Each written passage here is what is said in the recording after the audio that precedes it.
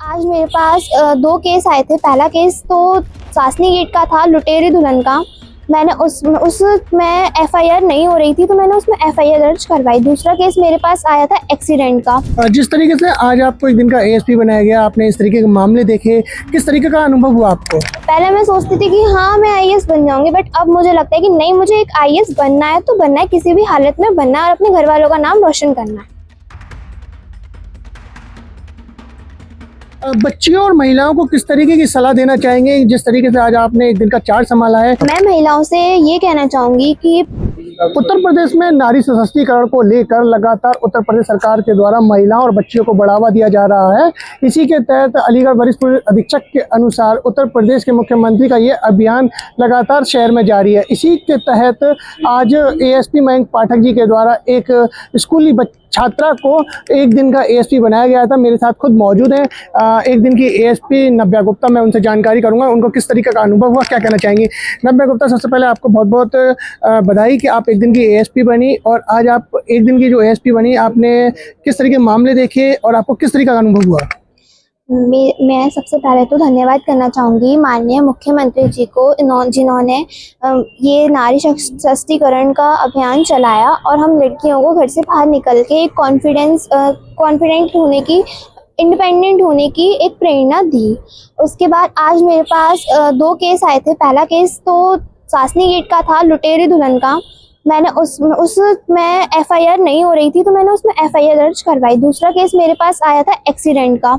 उसमें उनकी जो बाइक थी वो उसमें ले ली गई थी कस्टडी में, वो छोड़ नहीं रहे थे। गलती लड़के की थी, वो अंडर एज थे और उन्होंने हेलमेट भी नहीं लगा रखा था, इसलिए मैंने उसका भी सॉल्यूशन निकाला। जिस तरीके से आज आपको एक दिन का एएसपी बनाया गया, आपने इस तरीके के मामले देखे, किस तरीके का अनुभव हुआ आपको? मुझको बहुत अच्छा अनुभव हुआ और एक मेरे को ना एक प्रेरणा मिली कि पहले मैं सोचती थी कि हाँ मैं आईएएस बन जाऊंगी, बट अब मुझे लगता है कि नहीं, मुझे एक आईएएस बनना है तो बनना है, किसी भी हालत में बनना है और अपने घर वालों का नाम रोशन करना है। बच्चियों और महिलाओं को किस तरीके की सलाह देना चाहेंगे जिस तरीके से आज आपने एक दिन का चार्ज संभाला है? क्या कहना चाहेंगी, समाज को क्या बोलना चाहेंगी आप? मैं महिलाओं से ये कहना चाहूंगी कि किसी के भड़कावे में आके ये झूठे केसों में ना फंसाया करें, जिससे जिन महिलाओं के साथ हकीकत में घटनाएं होती हैं उनको भी न्याय नहीं मिल पाता है।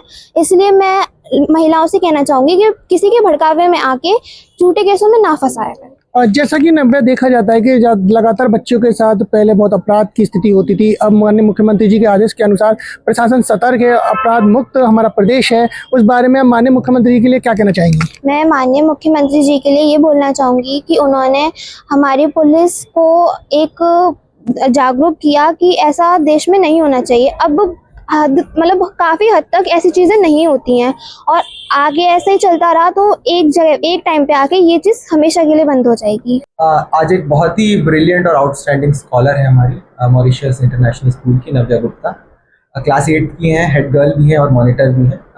So we are very fortunate कि हमें मौका मिला है इनको पुलिस की कार्यप्रणाली से रूबरू कराने का, जनता से इनका संवाद स्थापित किया गया। पुलिसकर्मियों के प्रति इनके द्वारा जो बेहतरीन रवैया तैयार किया गया वो हम सभी के लिए प्रेरणा स्रोत है।